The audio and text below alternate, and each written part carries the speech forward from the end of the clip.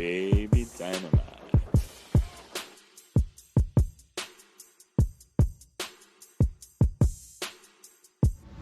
Hi everyone, this is Rika Baby Dynamite Aquino, and I will be talking about my biggest regret as an athlete.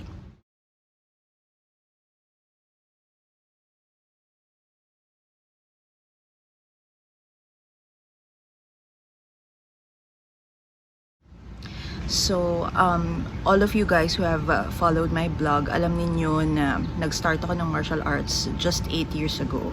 So, I was a little bit older than most who started in sports. And I already had a career, rather. I was already a violinist. So, in 2013, I quit my jobs.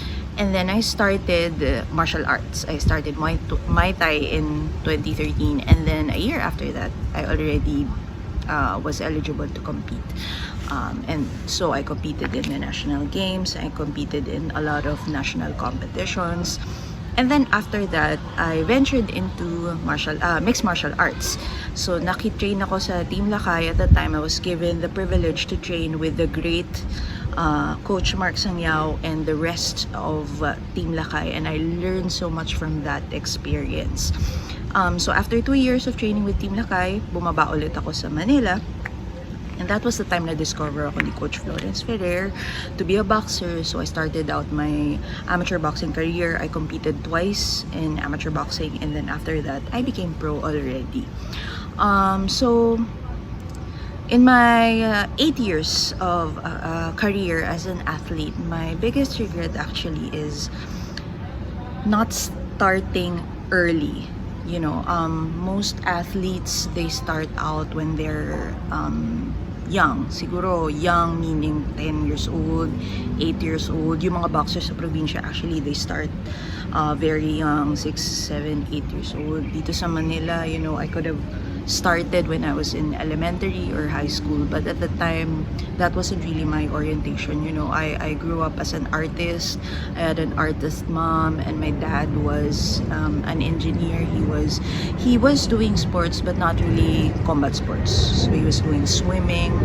He was good in all sports. My mom played tennis, but then I never really got into sports when I was a kid. So na-discover ko yung athleticism ko when I was already an adult. So yun yung regret ko, mainly because I was thinking if I had started 10 years ago, then I could have had a more fruitful career. Ang nangyari kasi sa akin, finast-track ko lahat. But I don't really regret it kasi feeling ko given the time na onti na lang yung natirang time sa akin, kaya siguro ako nagkaroon ng drive to really excel because I didn't have much time. Unlike other athletes and other girls who started young, I don't have a lot of healthy years to compete, so I had to really put my heart into it. So yun yung regret ko. Had I started maybe 10 years or even 5 years ago, I would have had a fruitful career, a more fruitful career in Muay Thai, MMA, and in boxing. Not to say that I don't appreciate what I have achieved in the sports, but I could have been more. Maybe I could have been champion in some other sports, maybe Muay Thai or boxing. Not to say that I can't be champion. I hope I can become champion. I'm not sure if I'm doing a comeback, but you know, yun yung isa sa mga tanong na bumabagabag sa akin when I think about regrets. But then again, actually, I got to overcome that. Actually, now I'm more focused on my purpose, and that is to inspire people to take a chance. So I think what my experience has taught me and has taught other people is that it wouldn't hurt to take a chance, even if you're a little bit older na, even if you're not, say, the typical person that people would expect to be an athlete or a musician. It's worth a shot, believe me. Like, if you yourself believe that you can do it, you can do it. And ang dami ko ring sacrifices doing this. I mean, becoming an athlete.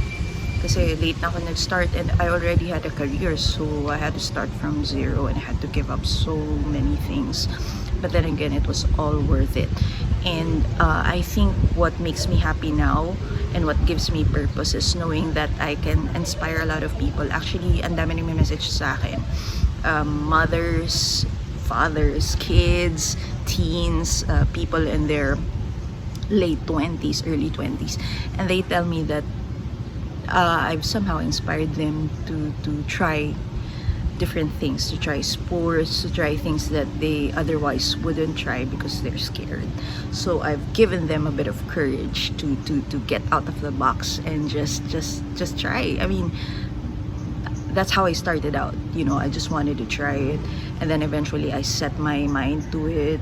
Like, I told myself, after a year I have to be competition ready. So it starts from that. It starts from the first step, which is trying. So yun. So even if I have that regret, at least now I'm happy that I'm able to inspire other people to do the same. And it's amazing. It's an amazing feeling to get messages from people who have that sort of like realization that we are the only ones putting limit to ourselves. You know, if you get past your limit and you just try to do whatever it is that you want to do, I don't see any reason for you not to achieve it. Like with me, I'm not really the most athletic person. You know, I'm small, maliit ako, pinanganak na ako na ganito eh. I have a hard time getting my weight. I don't have the best cardio, but then again, what I lack in natural gifts, I make up with hard work and determination. So yun, that is my biggest regret probably, and actually I turned that regret into something good now. So thank you for listening to my story, and please follow Baby Dynamite Sports, and I hope to see you all again in my next vlog.